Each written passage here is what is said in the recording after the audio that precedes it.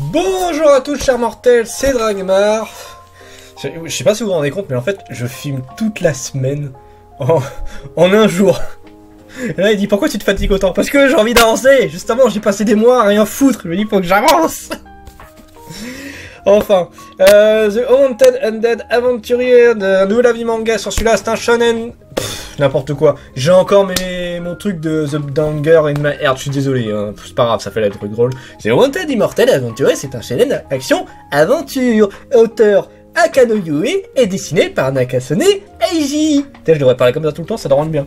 Alors pour l'histoire, nous suivons Lance, un jeune aventurier qui malheureusement stagne. Alors je crois qu'il est niveau bronze, si je dis pas de bêtises, depuis super longtemps. Ça fait un bail qui jongle sur ce grade-là parce qu'il n'arrive pas à avancer, il n'arrive pas à s'améliorer. Et du coup, il passe toutes ses journées à explorer le même donjon quasiment, à faire à peu près les mêmes quêtes, des trucs qui sont faisables pour lui, mais il n'arrive vraiment pas à monter de niveau, et le problème c'est que lui il voulait atteindre le grade or, enfin l'un des grades les plus hauts si je dis pas de bêtises. Je sais qu'il voulait atteindre le grade, je crois que c'est Mithril, un truc du genre, il veut atteindre l'un des grades les plus élevés. Le problème c'est que pour ça il faut être vraiment surpuissant, avoir fait plein de quêtes, avoir détruit des boss de malade, tout ça, voilà, c'est un titre qu'il faut le mériter quoi. Il n'a clairement pas la puissance pour, il arrive à tuer des créatures assez basiques, et donc voilà, c'est un aventurier qui est très gentil, très sympa, tout ce que tu veux, mais qui n'a pas la puissance pour monter en grade. Et du coup, à un moment donné, il va aller dans son donjon habituel, et il va tomber sur une autre partie du donjon qu'il ne connaissait pas, c'est un mur qui va s'effondrer, si je dis pas de bêtises, et il va dire, ah bah écoute, je vais aller l'explorer, vu que si tu explores une nouvelle partie de donjon, ça rapporte pas mal de pognon. Du coup, il s'est dit, allez, hop, on va le faire. Sauf que, malheureusement, ça a été une erreur fatale, un échec critique, comme on dit dans les jeux de rôle, puisqu'il va tomber sur un ancien dragon extrêmement puissant qui va le pulvériser. Mais genre one shot, le mec, t'as rien à faire. C'est niveau 1 face à un monstre niveau 1 million, tu vois. C'est petite pichenette, t'es mort, quoi. Non, en plus, là, le dragon, il t'a envoyé le gros laser de la mort qui tue, donc bon. Il se fait dégommer, mais il n'est pas mort. Il revient à la vie, enfin, si on peut dire revenir à la vie, disons que il reste sur ce monde sous forme squelette. Voilà, petit squelette de l'ennemi de base qu'on peut croiser dans les donjons, dans les jeux RPG, tout ça. Et en fait, il va se rendre compte que il a encore, alors, il peut plus parler, tout ça, mais il a encore quelques capacités, et surtout que il peut évoluer. Chose qui est très sympa, parce que oui, vous savez, il y a les monstres, souvent il y a ce côté monstre, genre les orques peuvent évoluer en hobgoblins, après ils peuvent devenir des orques, ils peuvent devenir des trolls, des trucs genre, enfin il y a plusieurs mix selon les trucs.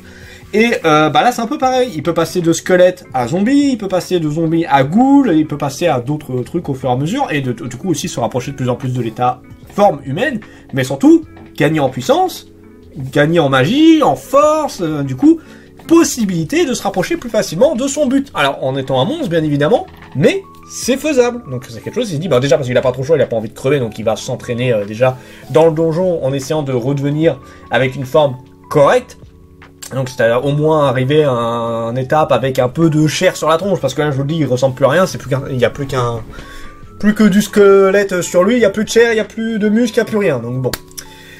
Donc voilà, ça c'est pour l'histoire. Mon avis sur le manga, j'ai beaucoup aimé, alors sachant que je n'ai pas vu beaucoup le manga, je crois que j'ai vu que les 2 premiers tomes, mais par contre l'animé je l'ai fait entièrement, j'ai beaucoup aimé l'animé, et j'aimerais bien m'acheter le manga 1 de ces 4, parce qu'il va beaucoup plus loin que l'animé, hein, ça y a pas photo, c'est juste que j'ai pas eu trop l'occasion, j'essaie de restreindre un peu mes achats ces derniers temps, donc du coup je regarde un petit peu vis-à-vis de ça.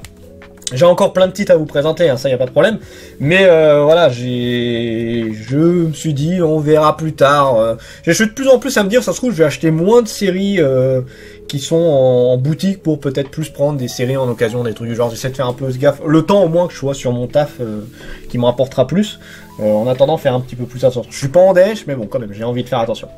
Voilà, donc non, un manga qui est vraiment très cool, j'ai beaucoup aimé le personnage, le principe de l'histoire, c'est vrai que ça change un petit peu de ce qu'on a l'habitude de voir.